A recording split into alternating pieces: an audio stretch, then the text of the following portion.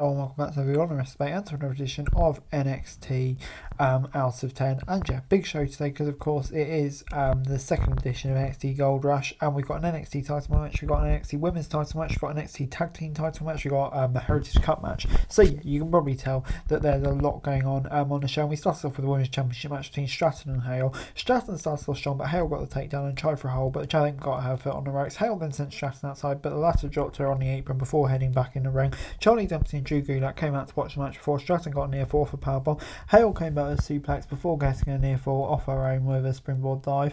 Hale then went for another submission and Dempsey pulled the rope away from Stratton's keeper, breaking the hold. The referee saw her and it turned around and shouting at the match, while Hale managed to make Stratton tap out, but the ref missed it. When Hale was arguing with the referee, Stratton rolled her out to get the win. After the match, Duke Hudson confronted Dempsey and Gulak but got kicked in the face. Andre Chase made his return. Hale Hudson take Gulak and Dempsey down. And yeah, gets 6 out of 10 from me. Yeah, well, two Tories kind of intertwining with each other, which is interesting. Good to see Chase back, and yeah, still think there's legs going in that story. And then obviously the screw finish, Stratton's a heel, kind of makes sense. And obviously will probably lead to continuation of feud. So yeah, not against it, 6 out of 10. We then got Gallus versus Anofi and Blade. Gallus were in control early, and the challengers came back with a big boot and a splash before getting near fall. Los Cesaro showed up to watch the match as Coffee tugged in and took control. Anofi got a spine buster and tagged in Blade for a double team before getting a near fall. Anofi tried for a top rope move, but Coffee took him down. Stats came with an interference and attacked Anofi and not Gallus for some strange reason. Gallus came with their finisher and picked up the win. And yeah, a bit strange that. We'll have to see where that leads to, and obviously all of that. But yeah, for the match, what it was a decent match. And yeah, Gallus win and win was always probably expected, but yeah, I thought the challengers gave them a really good match. So on the whole, can't complain about the quality of this. Yeah, good solid stuff, and it gets a 7 out of 10 from me. The Schism were out next, and Jack and Reed and Rick Fowler were talking about how they were made more relevant before joining Joe Gacy. Gay said that Reed and Fowler were nothing before they joined the Schism, and the duo agreed, but they said that recently Gacy had been a liability to the group. The argument was getting heated when Diamond One came up to Taylor and hurry it up. Gacy proposed a rematch with the Craze, and the loser would have to leave NXT. The rest of the Schism was shocked, as Ivy know, but the Creed brothers agreed to the match. And yeah, it's very interesting. It seems like one of these could be main roster band. Not too surprised, to be honest, either way. And yeah, the dissension with Gacy as well, that could get interesting in the weeks to come. So yeah, good little bit here with plenty of little bits to look forward to. Trick and Meadow were backstage when Rhea Ripley came in and threatened them for second in ages in the Judgment Day. Great to see Rhea Ripley, especially integrating with a star like Carmelo. Nathan Fraser then took on Dragon Lee for the Heritage Cup. Round 1 saw both superstars counter each other's move before Axiom came out to watch the match, followed by scripts. Round 2 kicked off and Dragon Lee got a big Frankenstein off the top rope, but Fraser rolled him out for the first pin. Fraser then hit a dive to the outside before heading back to the ring as we went to round 3 and 4. Lee hit a one-arm powerbomb and picked up the first pin, bringing him score to a tie. Round 5 was then underway and Fraser got a suplex but missed the following Falcon Arrow as Lee turned it into a powerbomb. The two were trading roll-ups in the middle before Fraser got the winning pin.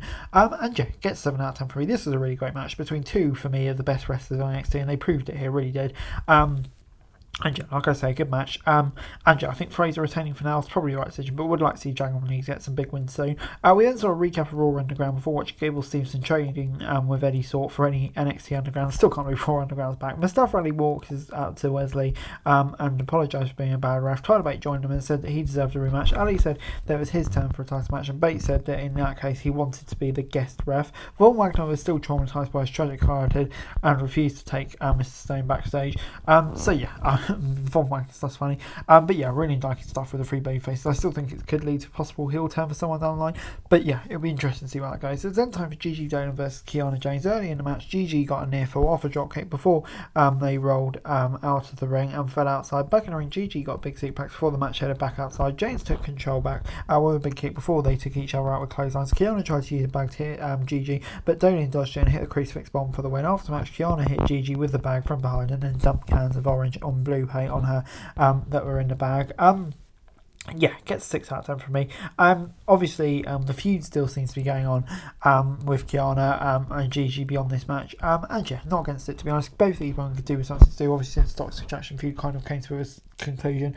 So yeah, I think it makes sense. It gets 6 out of 10 from me. Joe Coffey then showed up to visit Tony D in prison and claimed that Stack sold him out. He then played a recording of Stack saying admitting to the act, explaining why he helped Gallus win the tag title match earlier. So yeah, potentially a breakup on the line. Who knows? That's going to be very interesting in the weeks to come. Blair Davenport then attacked Roxanne backstage while she was in the middle of a promo before Jay-Z was trash talking Lyra Valkyria.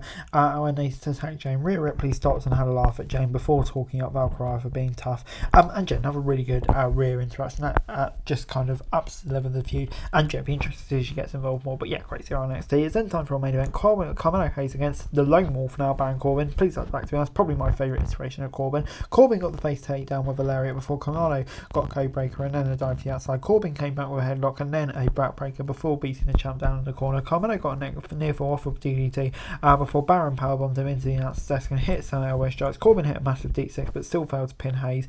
Mello got some strikes on the apron before heading to the top for the nothing but net and picked up the win. And yeah, it gets 7.5 out of 10 from me. I don't know, I've given matches in 8 out of 10 in the past which are better and 7 out of 10 that were probably worse. So yeah, I feel like this is a fair grade. Carmelo getting another big win. He seems really over at the moment and so excited for his future. And yeah, Corbin bringing back the Lone Wolf in defeat. Still a good defeat for him, I suppose. And yeah, good little run in NXT he's had, which I would say kind of got some of his momentum back as well. So that's good stuff. Yeah. And yeah, really liked the whole match to be honest. Before Bron Breakker was seen backstage leaving Shawn Michaels' office screaming about something we have in store next week. Yeah, I don't know what that's going to be, but it's going to be very interesting to see what it is. And yeah, definitely makes NXT next week a must tune in. Overall, NXT this week gets a 7 out of 10 from me. Yeah, I really enjoyed this week's episode of NXT. Lots going on, some really good matches, like the main event. All the title matches throughout kind of, I have to say, were pretty good. So yeah, on the whole, a really enjoyable episode of NXT this week. And obviously the Bron stuff, definitely very intrigued for next week one too. But anyway guys, that's it really. Thanks so much for watching. Like, share, subscribe, thanks for watching. Really interesting news. Subscribe sounds really greatly appreciated. Thanks so much for watching. Peace out.